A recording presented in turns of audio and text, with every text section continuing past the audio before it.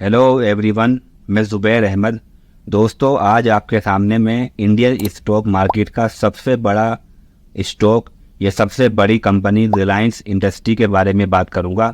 आज की वीडियो में हम जानेंगे रिलायंस इंडस्ट्री के कुछ कामकाज के बारे में और उसका हम फंडामेंटल भी चेक करेंगे कि इस टाइम पर कंपनी में क्या चल रहा है, और साथ में हम लोग उसका टेक्निकल एनालिसिस और उसका प्राइस और उसका चार्ट भी देखेंगे, ताकि जब भी रिलायंस इंडस्ट्री आपको कोई बड़ा प्रॉफिट देने के लिए रेडी होगी, आपको फ़ौरन ही मालूम पड़ जाएगा और आपको चार्ट में क्या दिखाई देगा। दोस्तों, मैं अपनी बात को आगे शुरू करूं इससे पहले मैं आपको कुछ डिस्क्लेमर देना चाहता हूं। पहली बात तो ये है कि मैं सेबी रजिस्टर नहीं हूं और ना ही मैं कोई प्रोफेशनल फाइनेंशियल एडवाइज़र हूं। जो भी कुछ मैं वीडियो में बताऊंगा वो कोई टिप या रिकमेंडेशन नहीं है। मैं आपसे नहीं कहता हूं कि आपको ये स्टॉक खरीदना ही खरीदना है या फिर नहीं खरीदना है। जो भी कुछ मैं आपको बताऊंगा वो नॉलेज पर्पस से, आपको सिखाने के लिए या कुछ बताने के लिए, अपनी चीज़ों को शेयर करने के लिए बता रहा हूं। जो भी कुछ आपको करना है वो अपने एनालिसिस से और अपने डिसीजन से करना होगा। बस मैं आपके एनालिसिस में आपकी मदद कर सकता हूं। तो ये है कि जो भी कुछ मैं वीडियो में बता रहा हूं वो ऑलरेडी वेबसाइटों के ऊपर आपको मिल जाएगा। ये जो भी चार्ट में दिखा रहा हूँ वो चीज़ आपको चार्ट में दिख जाएगी। ठीक है, तो दोस्तों सबसे पहले बात करते हैं रिलायंस इंडस्ट्री के बारे में, जिसको 1966 में धीरू भाई अंबानी ने बनाया था। तो चलिए समझते हैं इसके कामकाज को। दोस्तों, रिलायंस इंडस्ट्री कोई एक कंपनी का नाम नहीं है, बल्कि बहुत सारी कंपनियों का एक ग्रुप जिसको रिलायंस इंडस्ट्री कहा जाता है। अब जैसा कि मैंने आपको बताया कि ये बहुत सारी कंपनियां हैं, तो ये सब अलग अलग काम करती हैं। अगर इनके काम की बात की जाए तो काम तो वैसे बहुत सारे हैं, लेकिन जो मेजर काम है जहाँ से इनकी बड़ी इनकम जनरेट होती है, जहाँ से इनकी कमाई ज़्यादा होती है, वो 4 तरह के काम है। पहला काम है इनका ऑयल एंड नेचुरल गैस के अंदर ये लोग काम करते हैं, जहाँ पर तेल और गैस के ऊपर इनका काम चलता है, और आप लोग इनके पेट्रोल पंप वगैरह भी देख सकते हो इंडिया के अंदर। दूसरा इनका बड़ा काम है केमिकल का, जहाँ ये पेट्रोकेमिकल और प्लास्टिक जैसी चीज़ों को बनाते हैं। और तीसरा बड़ा काम है इनका डिजिटल का, जिसके अंदर जियो सिनेमा, जियो का सिम जो हम लोग यूज़ कर रहे हैं, जियो के नेटवर्क, इन चीज़ों पर भी ये कंपनी काम करती है, जहाँ से बड़ी कमाई इसकी होती है। और चौथा बड़ा काम है इनका रिलायंस रिटेल का, जहाँ पर आपको बहुत सारे सुपरमार्केट, ग्रोसरी के सामान वाले मार्केट आपको मिल जाएंगे। इसके अलावा कपड़ों के और फैशन के स्टोर आपको इनके इंडिया के अंदर, मॉलों के अंदर आपको मिल जाएंगे। तो इस तरह से ये लोग रिलायंस रिटेल में भी काम करते हैं। इसके अलावा और बहुत सारे काम हैं इनके, जैसे कि फाइनेंस में भी ये लोग काम करते हैं, पावर, बिजली पर भी ये काम करते हैं। तो ऐसे बहुत सारे काम हैं, लेकिन मेजर जहां से बड़ी कमाई हो रही है ये 4 काम हैं इनके। चलिए इस टाइम पर रिलायंस इंडस्ट्री में क्या चल रहा है ये भी चेक कर लेते हैं, ताकि आपको एक अंदाज़ा हो जाए कि रिलायंस इंडस्ट्री इस टाइम पर कर क्या रही है। तो कंपनी की बहुत सारी जानकारियाँ हमको वेबसाइटों पर मिल जाती हैं। ये सारी की सारी जानकारियाँ जो कंपनी की हमें वेबसाइटों पर मिलती हैं, इसको हम लोग देखते हैं और एनालिसिस करते हैं।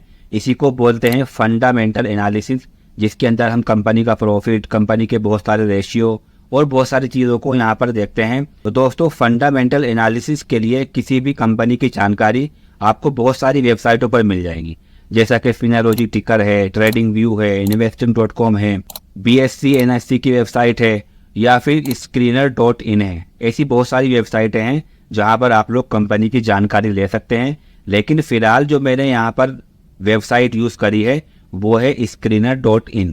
तो मैं यहाँ पर आपके सामने screener.in पर जाकर के रिलायंस इंडस्ट्री का कुछ जानकारी आपके सामने रखने वाला हूँ। तो मैंने आपके सामने यहाँ पर रिलायंस इंडस्ट्री का चार्ट लगा दिया है। आप लोग यहाँ पर चेक कर सकते हैं, बहुत सारी चीज़ें आपको देखने को यहाँ पर मिल जाएंगी। अब ये बहुत सारी जानकारियाँ हैं, मैं आपको इन सभी चीज़ों में कन्फ्यूज़ नहीं करना चाहता हूँ।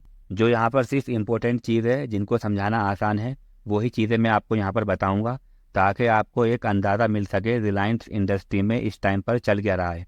वैसे यहाँ पर जो भी चीज़ दी गई हैं वो सारी चीज़ों को समझना ज़रूरी है, और ये सारी ही चीज़ें समझने के लायक हैं।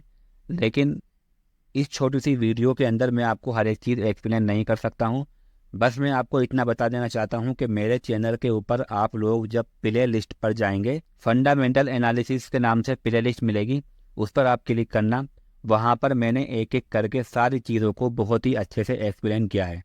बहुत सारी वीडियो वहाँ आपको मिल जाएंगी, और बहुत सारी वीडियो अभी आना बाकी हैं, जहाँ पर आप बहुत ही आसानी से फंडामेंटल एनालिसिस के इन सारे पॉइंट को समझ सकते हो। तो चलिए मैं एक एक करके आपको यहाँ पर जो चीज़ समझाने की है वो समझा देता हूँ। पहली चीज़ यहाँ पर है मार्केट कैप, जो ये बताता है कंपनी का साइज़ कितना है। तो ये इतना बड़ा नंबर है कि इंडिया की किसी भी कंपनी का इतना बड़ा साइज़ नहीं है। जो ये बता रहा है कि रिलायंस इंडस्ट्री इंडिया की सबसे बड़ी कंपनी है, जिसका मार्केट कैपिटल 16,31,000 करोड़ का है। उनको करंट प्राइस है, आज कितना लो हाई गया है, ये सारी चीज़ें हैं। इसके बाद मिलेगा स्टॉक का पीई रेशियो, जो ये बताता है कि ये कंपनी ऑलमोस्ट 24 का इसका पीई रेशियो है। इसका मतलब क्या है? इसका मतलब ये है कि यहाँ पर जो आप लोग ये नेट प्रॉफिट देख रहे हो, ये पूरी कंपनी ने इस साल कितना कमाया है ये बता रहा है। लेकिन हम लोग जो स्टॉक खरीदने वाले हैं, उस स्टॉक ने कमा करके कितना कंपनी को दिया है, वो है ये 101 रुपया एक स्टॉक ने कमा कर दिया है। तो इसका मतलब ये हुआ कि हम एक ऐसा स्टॉक खरीद रहे हैं जो मिल तो रहा है 2,411 का, और वो कमा कर दे रहा है 101 का। इसका मतलब हुआ कि ये जो प्राइस है, स्टॉक का प्राइस, ये अपनी कमाई के मुकाबले 24 गुना ज़्यादा है। तो पीई रेशियो यही बता रहा है कि प्राइस जो है इसका, ये उसकी कमाई के मुकाबले 24 गुना यानी कि 24x ज़्यादा है। ठीक है, तो पीई रेशियो का सिंपल सा मतलब ये है। दूसरा यहाँ पर बुक वैल्यू है कि अगर कंपनी किसी दिन डूब गई और उसका सारा सामान बेचना पड़ गया, उसका फर्नीचर, उसके लैंड, उसकी ज़मीन, उसकी सारी चीज़ों को, और उसके अंदर बैंक में रखा हुआ पैसा और उसका सारा कर्जा निपटाने के बाद एक स्टॉक अगर आपके पास है, तो एक स्टॉक के ऊपर आपको 1,110 रुपये मिलेगा। ये बताता है बुक वैल्यू। ये डिविडेंड है जो इसने साल में दिया है, 0.37% का ही डिविडेंड दे रहा है। और यहाँ पर डेट टू इक्विटी देखा जाए तो ये 1 से कम होना चाहिए, और ये 1 से कम है तो अच्छा है। अब यहाँ पर जो है इसका कर्जा देख लीजिए, ये है इस कंपनी ने लिया हुआ कर्जा, जो है 3,16,697 करोड़ का। दोस्तों, इसके कर्जे के बारे में कहा जाता है कि कंपनी बहुत ज़्यादा कर्जा लिए हुए है, तो ये अच्छी कंपनी नहीं है। इंडिया के अंदर सबसे ज़्यादा कर्जा लेने वाली कंपनियों में रिलायंस इंडस्ट्री 18वें नंबर पर आती हैं। 17 कंपनियां और ऐसी हैं जिन्होंने रिलायंस इंडस्ट्री से ज़्यादा कर्जा लिया हुआ है। लेकिन दोस्तों, वो सारी की सारी कंपनियां बैंक हैं या फिर फाइनेंस में काम करने वाली हैं, जिनका काम ही होता है कर्जा लेने का। लेकिन रिलायंस इंडस्ट्री में इतना सारा कर्जा, ये लोगों को थोड़ा सा नेगेटिव पॉइंट लगता है। वैसे तो खैर मैं कर्जे को गलत समझता हूँ। किसी कंपनी के ऊपर कर्जा बहुत कम हो, जितना कम हो उतना अच्छा है, और कर्जा ना हो तो फिर बहुत अच्छा है। ठीक है, लेकिन यहाँ पर जो है नॉर्मली चीज़ जो हमको दिखाई देती है कि कर्जा बहुत ज़्यादा है रिलायंस इंडस्ट्री पर, लेकिन साथ में कंपनी को रखकर देखा जाए तो ये कर्जा कुछ नहीं है। रिलायंस इंडस्ट्री बड़ी कंपनी है, उसकी कमाई बड़ी है, उसकी कैपेसिटी बड़ी है, मार्केट कैपिटल बड़ा है, इसलिए वो कर्जा भी ज़्यादा रहेगी। तो कंपनी के सामने कर्जा कुछ भी नहीं है, नॉर्मल है ये चीज़। ऐसा बहुत सारी कंपनियों में आपको मिल जाएगा। दूसरा, आपको और चीज़ें मैं दिखाता यहाँ पर। और चीज़ समझने लायक तो कुछ नहीं है। यहाँ पर ये क्वार्टरली रिजल्ट है, यानी कि हर 3 महीने में कंपनी के साथ में क्या हो रहा है। तो इसमें मेन चीज़ है कंपनी का प्रॉफिट। क्या हर 3 महीने में कंपनी का प्रॉफिट बढ़ रहा है? तो हाँ, यकीनन आप लोग देख सकते हैं कि 17,000, 21,000 और फिर 18,000, 19,000, इस तरह से जो है थोड़ा सा ऊपर नीचे हो रहा है, लेकिन घट नहीं रहा है। ये पॉजिटिव बात है। इसके अलावा यहाँ पर है ये साल का प्रॉफिट, और ये बैलेंस शीट है। जैसा कि मैंने आपको बताया कि मैं इन सब चीज़ों में आपको कंफ्यूज नहीं करूँगा। बाकी सब चीज़ें यहाँ पर ओके दिखाई दे रही हैं। ये शेयर होल्डिंग पैटर्न है, जो ये बता रहे हैं कि ये जो बड़े बड़े लोग हैं, कंपनी के मालिक हैं, उनके पास इस कंपनी के कितने स्टॉक हैं। ये एफआई हैं, जो बाहर के फॉरेनर लोग हैं, उन्होंने कितना इन्वेस्टमेंट इस कंपनी में कर रखा है। ये डीआई हैं, कंपनियाँ जो बड़ी बड़ी इंडिया की हैं, बड़े बड़े इन्वेस्टर हैं, उन लोगों ने इस कंपनी में कितने % अपने पास स्टॉक रखे हुए हैं, गवर्नमेंट, पब्लिक। तो इसमें ये देखना होता है कि क्या इनमें से कोई ऐसा है जो अपने इन होल्डिंग को हर साल घटा रहा है। अगर कम कर रहा है तो फिर इसका मतलब कुछ ना कुछ कंपनी में गड़बड़ी है। अगर वो इतना ही जितना उसके पास है हर साल उतना ही रखे हुआ है तो फिर ठीक है, और अगर बढ़ा रहा है तो बहुत अच्छी बात है। तो यहाँ पर जो है अपनी होल्डिंग क्या प्रमोटर घटा रहा है? तो जवाब है नहीं। यहाँ 50% के पास ही उसके पास हर साल है। सन 2023 में देखो, सन 2022 में, 21 में तो 50% ही उसके पास है। बल्कि वो देखा जाए तो उसने सन 2019 से अपनी प्रमोटर होल्डिंग को बढ़ाया है। ठीक है, और ये पॉजिटिव है। एफआईआई की देखा जाए तो ये भी ठीक है। बस यहाँ पर 3 साल से हमें थोड़ा सा घटता हुआ दिख रहा है। अगर थोड़ा बहुत ऊपर नीचे होता है तो वो नेगेटिव नहीं माना जाएगा, उसको बुरा नहीं माना जाएगा, बल्कि नॉर्मल बात है।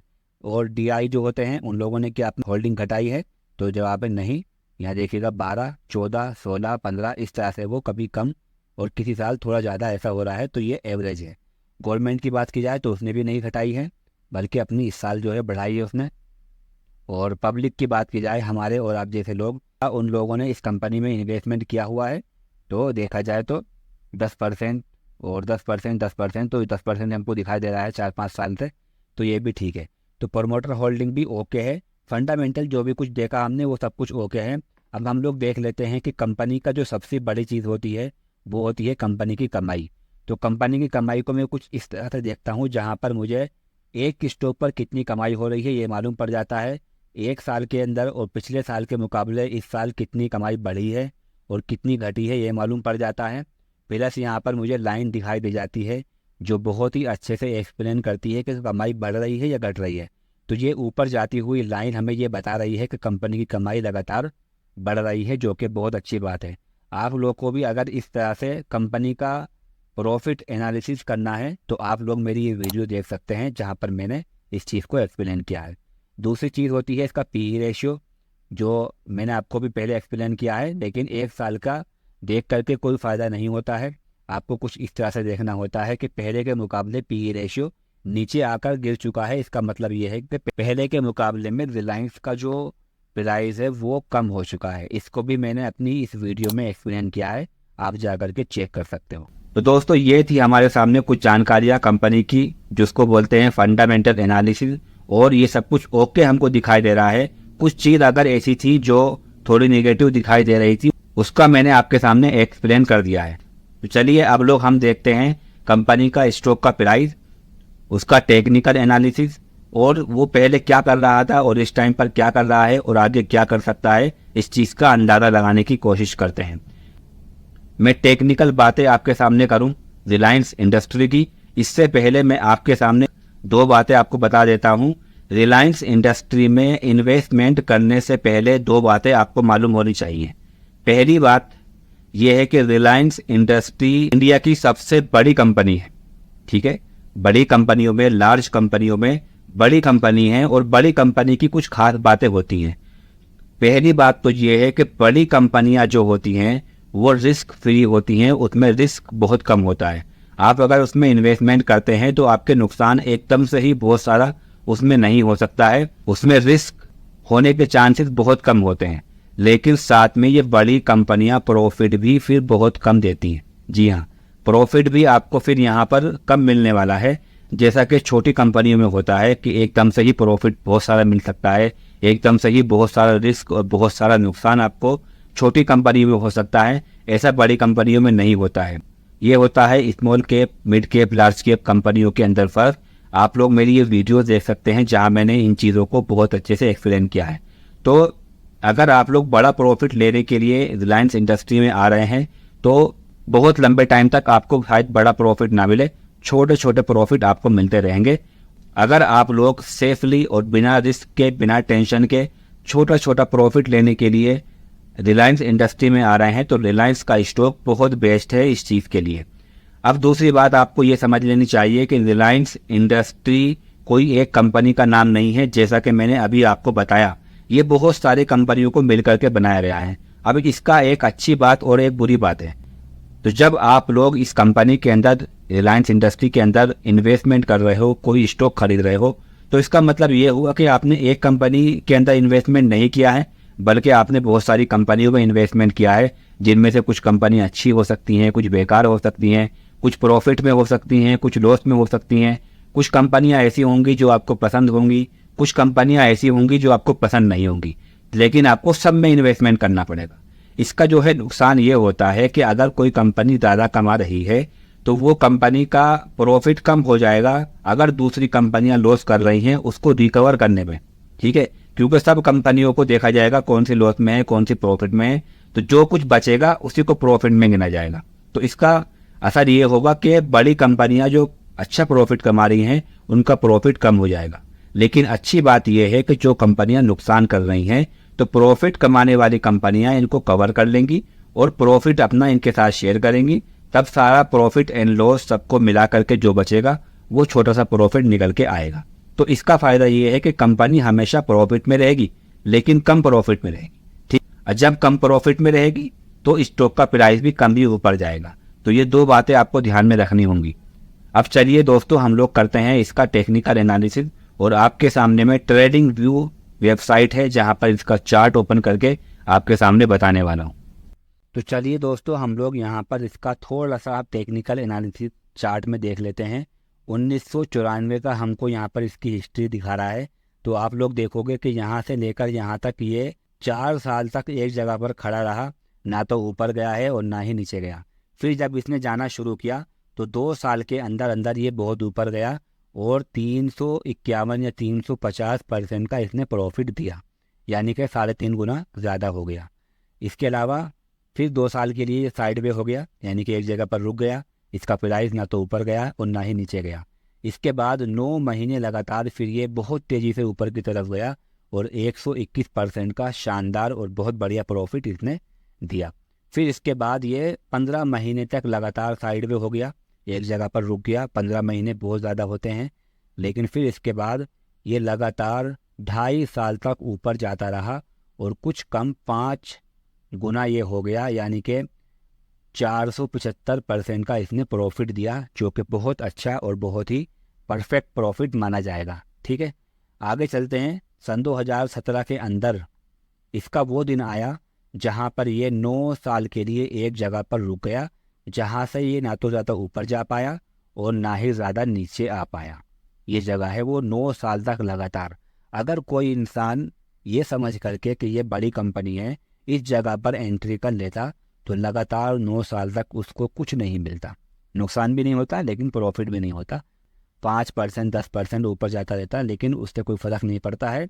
लेकिन 9 साल तक ये स्टॉक रुका है, एक जगह पर इसने आराम किया है। फिर इसके बाद लगातार ये 7 साल से अब ऊपर की तरफ जा रहा है।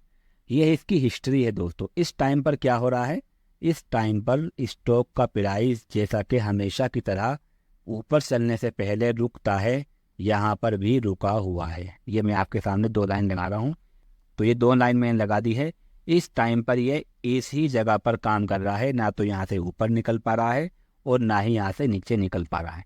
तो यहाँ पर अब ज़रूरत है हमें किसी ब्रेकआउट की, मतलब कि ऐसा है कि यहाँ से ऊपर स्टॉक नहीं निकल पा रहा है, लेकिन जिस दिन यहाँ से ऊपर की तरफ निकलना शुरू कर देगा उस दिन हम ये समझेंगे कि स्टॉक के अंदर ब्रेकआउट हो गया है और अब ये ऊपर जाने के लिए रेडी है। देखिए दोस्तों, मैं आपको पीछे की बात बता रहा था।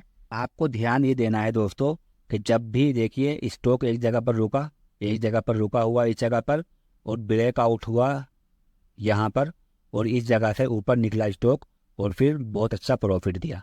ऐसे ही फिर इसके बाद 2 साल तक स्टॉक यहाँ रुका और इस जगह पर ब्रेकआउट दिया, यहाँ से ऊपर निकला, जहाँ से ऊपर नहीं निकल पा रहा था, और एक अच्छा प्रॉफिट इस स्टॉक ने दिया। ऐसे ही यहाँ पर देखिएगा, इस जगह पर स्टॉक रुका हुआ था, यहाँ से ऊपर निकल नहीं पा रहा था, एक जगह रुक गया, यहाँ पर ब्रेकआउट हुआ और यहाँ से स्टॉक ने 2.5 साल तक लगातार एक अच्छा प्रॉफिट दिया।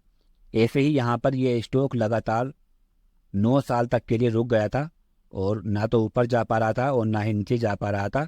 फिर इसके बाद यहाँ पर इस जगह पर इस स्टॉक ने, जहाँ से ये ऊपर नहीं निकल पा रहा था, ऊपर की तरफ निकला, ब्रेकआउट हुआ और फिर आप लोग देख सकते हैं ऊपर की तरफ ये स्टॉक जाना इसने शुरू कर दिया और 7 साल तक लगातार ऊपर जाता रहा। सेम चीज़ यहीं पर ही हो रही है कि स्टॉक एक जगह पर रुक गया है, ब्रेकआउट होगा तो ऊपर की तरफ जाना ये शुरू कर देगा। यही बेसिक सा रूल है। मैं यहाँ पर डेली का चार्ट ओपन कर रहा हूँ। ऊपर जाने के लिए स्टॉक के जो चीज़ रिक्वायर्ड होती हैं वो सारी चीज़ें यहाँ पर हो रही हैं।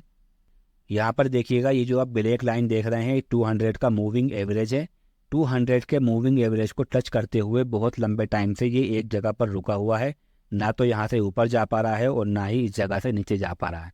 तो जिस दिन भी ये यहाँ से ऊपर निकलेगा इस जगह से यहाँ पर और ब्रेकआउट होगा, सक्सेसफुल ब्रेकआउट होगा, वहाँ पर एक अच्छा मौका होगा इस स्टॉक के अंदर एंट्री करने का।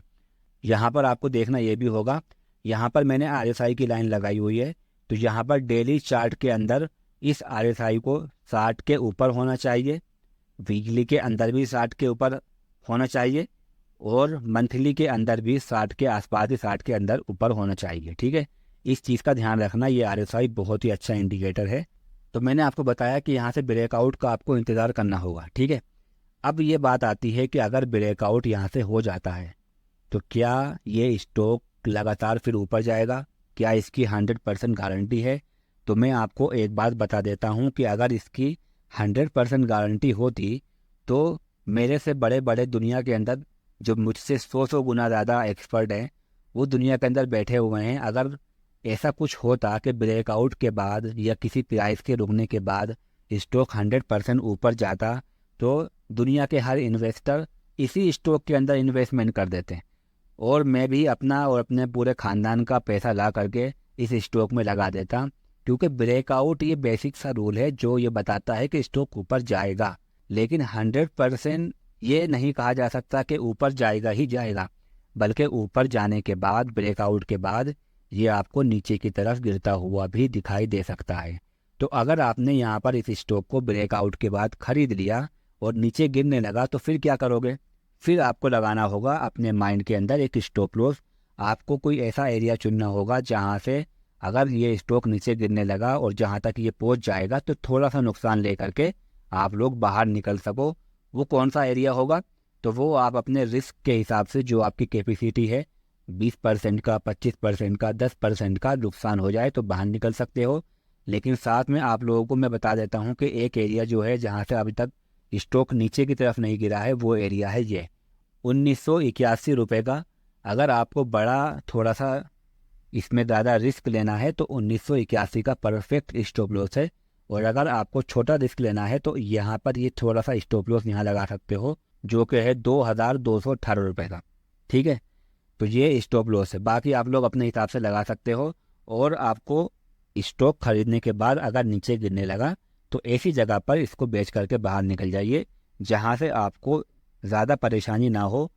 थोड़ा सा नुकसान लेकर के इसमें आप लोग एग्जिट कर सकते हो। अब बात की जाए शॉर्ट टर्म की, यानी कि अगर कुछ टाइम के लिए या कुछ दिन के लिए हमें स्टॉक खरीदना है तो उसमें हमें कहाँ मौके मिलेंगे? तो देखिए, शॉर्ट टर्म वालों के तो यहाँ पर वो कहीं पर भी खरीद सकते हैं और कहीं पर भी वो बेच सकते हैं। उनको कोई इतनी सारी चीज़ देखने की ज़रूरत नहीं है। हो सकता है कि शॉर्ट टर्म वाले यहाँ पर खरीद सकते थे, यहाँ पर बेच देंगे, यहाँ पर खरीदेंगे और यहाँ पर बेच देंगे। इस तरह से उनका काम चलता रहेगा। ठीक है, उनको तो बहुत मौके मिलते हैं, हर महीने उनको मौका मिलता है रिलायंस के अंदर या दूसरे स्टॉक के अंदर। वो यहाँ पर खरीद सकते हैं, यहाँ पर बेच सकते हैं, यहाँ पर खरीद करके स्टॉक को अगर यहाँ तक जाने के बाद नीचे गिरने लगा तो यहाँ बेच सकते हैं। तो इसका एक तरीका है करने का। और तरीका क्या होगा? तरीका ये होगा कि आपको यही काम जो मैंने आपको अभी मंथली और डेली चार्ट में करके दिखाया है वो आपको 15 मिनट, 30 मिनट या 1 घंटे के टाइम फ्रेम पर करना होगा।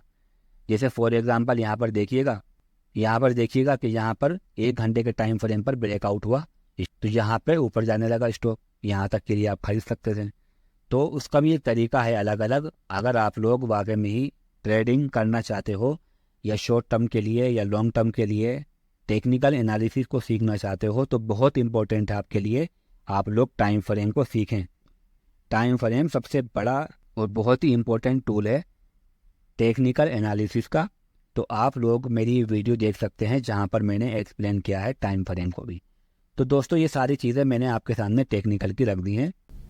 तो दोस्तों ये सारी चीज़ें थी टेक्निकल एनालिसिस की जो मैंने आपके सामने रख दी हैं। अब आपको ध्यान में ये रखना होगा कि कभी भी इस रिलायंस इंडस्ट्री के अंदर जब भी ब्रेकआउट मिलता है या जब भी रिलायंस इंडस्ट्री ऊपर जाने के लिए तैयार होती हैं तो आगे और भी चीज़ें हो सकती हैं, जैसा कि उसके कुछ न्यूज़ आ सकती है, उसके प्राइस के अंदर कुछ ऐसी चीज़ हो सकती है जो अलग होगी। वैसे तो सब कुछ मैंने आपको बता दिया, लेकिन अगर कुछ नया होता है तो ये जानने के लिए आपको मेरे चैनल को सब्सक्राइब करना होगा। और मेरी हम्बल रिक्वेस्ट भी आपसे है कि ऐसे ही मैं बहुत सारी कंपनियों को आपके सामने लाने वाला हूँ और बताने वाला हूँ कि किस तरह से उसमें काम चल रहा है और आपको क्या करना है। इसके लिए सब्सक्राइब ज़रूर कर लेना और आपका कोई भी क्वेश्चन हो, कोई भी डाउट हो तो मुझे कमेंट में बता देना। मेरी यहाँ इंस्टाग्राम आईडी दी गई है, इंस्टाग्राम पर आइए, फॉलो कीजिए और जो भी आपका डाउट है, जो भी क्वेश्चन है, आप मुझे डायरेक्टली मैसेज करके बता सकते हो। मैं बहुत सारे लोगों का जवाब देता हूँ, आपका भी दूंगा। Thank you so much.